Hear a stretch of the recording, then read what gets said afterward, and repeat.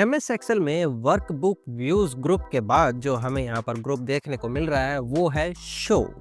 और यहाँ पर हमें चार ऑप्शंस दिखाई दे रहे हैं। एक है ruler, second formula bar, third grid lines और फोर्थ है हेडिंग्स। और इन सब पर टिक मार्क लगा हुआ है और इसका नाम है शो, यानी कि क्या शो करना है और क्या हाइड करना है वो आप यहाँ से डिसाइड कर सकते हो। और यहाँ पर हमारे पास चार चीज़ें जिन्हें आप अपनी सहूलियत के हिसाब से शो या हाइड कर सकते हैं।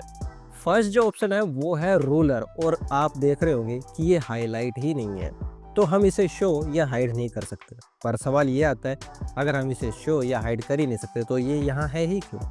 मैं बताता हूँ।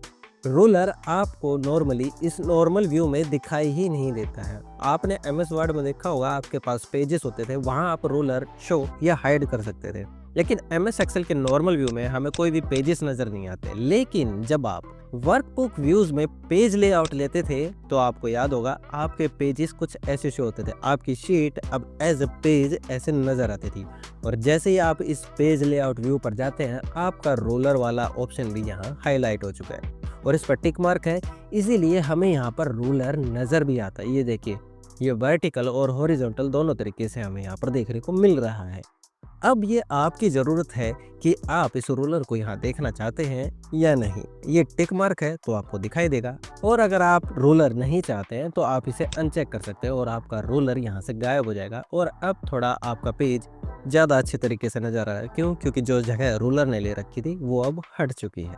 तो आप ऐसे रूलर को शो या हाइड कर सकते हैं। ठीक है, बाकी ऑप्शंस भी हमें यहाँ पर मिलते हैं जिन्हें आप शो या हाइड कर सकते हैं अपनी सहूलियत के हिसाब से, और ये आपको नॉर्मल व्यू में भी देखने को मिलते हैं। सेकंड अब है हमारे पास यहाँ पर फॉर्मूला बार। जब भी हम कोई टाइपिंग करते हैं किसी भी सेल में, या हम कोई फॉर्मूला लगाते हैं इस तरह से इक्वल SUM ब्रैकेट स्टार्ट करते हैं, अपने सेल्स को सिलेक्ट करते हैं और ब्रैकेट क्लोज करते हैं, तो हमारा फॉर्मूला यहाँ पर अप्लाई हो जाता है। लेकिन सिर्फ यही हमारा फॉर्मूला नज़र नहीं आता। आप जब सेल को सिलेक्ट करते हो तो आपको यहाँ फॉर्मूला बार पर भी वो फॉर्मूला नज़र आता है, और इसे आप यहाँ से भी एडिट या अप्लाई कर सकते हैं। आप यहाँ से भी कोई भी फॉर्मूला लगा सकते हैं। इस तरीके से आपको बस अपना नॉर्मली फॉर्मूला टाइप कर देना है और आप यहाँ से भी फॉर्मूला अप्लाई कर सकते हैं। ठीक है, तो आप इस तरीके से अप्लाई कर सकते हैं। डायरेक्ट यहाँ सेल पर क्लिक करके भी लगा सकते हैं, या आप ऐसे सिलेक्ट करके फॉर्मूला बार में जाकर भी अपना फॉर्मूला अप्लाई कर सकते हैं।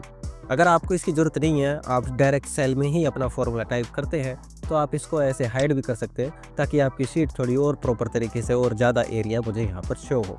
और अगर आपको इसकी ज़रूरत है तो आप इस पर चेक मार्क कर देंगे और आपकी फॉर्मूला बार वापस यहाँ पर आ जाएगी। ठीक है, तो ये तो था फॉर्मूला बार के लिए कि आप इसे शो करना चाहते हैं या हाइड करना चाहते हैं। उसके बाद जो हमें ऑप्शन यहाँ पर देखने को मिल रहा है थर्ड, वो है ग्रिड लाइंस। ये देखिए, हमारी शीट में जो हमें ये सेल्स नज़र आ रहे हैं, ये इसलिए नज़र आ रहे हैं क्योंकि यहाँ पर कुछ वर्टिकल और हॉरिजॉन्टल लाइंस हैं जो एक दूसरे को क्रॉस कर रही हैं, जिससे हमें पता चलता है कि ये कॉलम है और ये रोज़ है। और जब ये एक दूसरे को क्रॉस करती है तो एक सेल बनता है, और वो सेल हमें इन ग्रिड लाइंस के जरिए नज़र आ रहा है। ठीक है, ये देखिए, ये ग्रिड नज़र आ रहा है ना हमें। लेकिन अगर आप चाहते हैं कि मुझे ये नज़र ना आए तो आप इसको अनचेक कर देंगे और आपकी शीट कुछ ऐसे ब्लैंक बिल्कुल नज़र आएगी। आप किसी को यहाँ पर ऐसे सिलेक्ट करके फॉर्मेटिंग देंगे यहाँ से बॉर्डर की, तो आपकी ये ग्रिड लाइंस ज़रूर नज़र आएगी। क्यों? क्योंकि अब आपने बॉर्डर दे दिया है, अदरवाइज़ इसके अलावा कुछ भी नज़र नहीं आएगा। और अगर आप चाहते हैं कि हाँ, मुझे ग्रिड लाइन शो हो, ऐसे मुझे अनकम्फर्टेबल लग रहा है, तो आप इसे अपनी ज़रूरत के हिसाब से ऐसे शो भी करा सकते हैं। आपकी ग्रिड लाइंस वापस आ जाएंगी। फोर्थ और लास्ट ऑप्शन जो हमें यहाँ देखने को मिल रहा है वो है हेडिंग्स। आप मेरी एक्सेल की पिछली क्लासेस में ये सीख ही चुके होंगे कि हर कॉलम्स को जो ये ABCD दी गई है, अल्फ़ाबेट दिए गए हैं ये, और हर रो को जो नंबर दिए गए हैं, ये आपकी हेडिंग्स है। और ये ऐसे शो हो रही हैं। क्यों? क्योंकि हर कॉलम का, रो का अपना एक नाम, एक नंबर होता है, और आपकी इसको ज़रूरत पड़ सकती है। लेकिन अगर आप नहीं चाहते कि मुझे ये हेडिंग शो हो, तो आप इसे भी यहाँ से अनचेक करके हाइड कर सकते हैं और आपकी हेडिंग्स यहाँ से हाइड हो जाएंगे। अगर आपको उसकी ज़रूरत है तो आप इस पर दोबारा ऐसे टिक मार्क कर देंगे और आपकी कॉलम और रोज़ की हेडिंग वापस नज़र आने लग जाएगी। तो शो ग्रुप का बस यही यूज़ होता है कि आप अपनी ज़रूरत, अपनी सहूलियत के हिसाब से इन चीज़ों को शो या हाइड कर सकते हैं।